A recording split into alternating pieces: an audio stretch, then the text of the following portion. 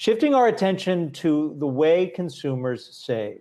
Consumer Federation of America, America Saves Communications Manager Kia Young joins us now as part of our partner of the Funding Our Future campaign, a group we feature each week only on Yahoo Finance.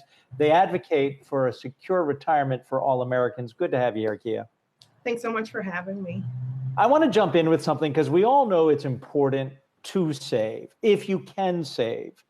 But there's the issue if you're saving that you may not be growing your money, and saving isn't enough. You have to grow that money. So what advice do you have for people who are already struggling to save to then grow their savings?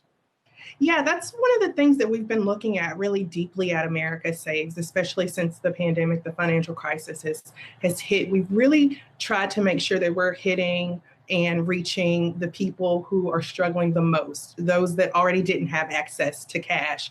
And so we've really been thinking about how to get creative during this time. A lot of people talk about savings and they tell you, oh, you should cut back on things. But really what we want people to understand is sometimes you have to consider that you might have to start thinking about adding an additional income in some type, way, or fashion to what you're already doing. And so we've been encouraging our savers to really think about what are some fun ways, creative ways that you can add income to your family so that you can continue to do those small things that right now we really want to enjoy.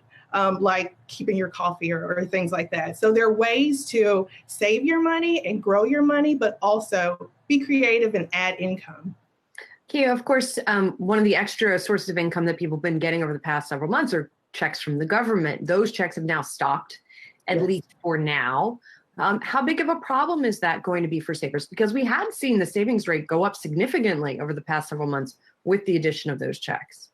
Yeah, I think that those stimulus checks definitely helped and helped us through a hard time. And now it's time for you to really think about what comes next. We can't really continue to depend on those things. So, after you have looked at your budget, decided where you can make some adjustments, then you'll be able to sit down and really figure out like what are those next steps that you can do for your family.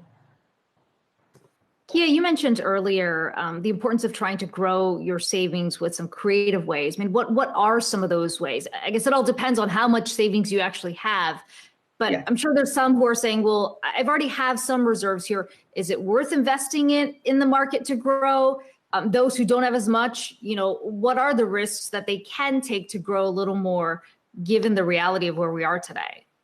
Yeah, so we created a decision tree. We really created it back when the stimulus checks were coming out, but it really is kind of evergreen in that you can continue to use it where you can really make those decisions on what's the best step to take based on your unique situation. So if you have savings already, that decision tree will kind of guide you through, okay, what type of things should you be investing in right now? Where can you save more? Where can you invest?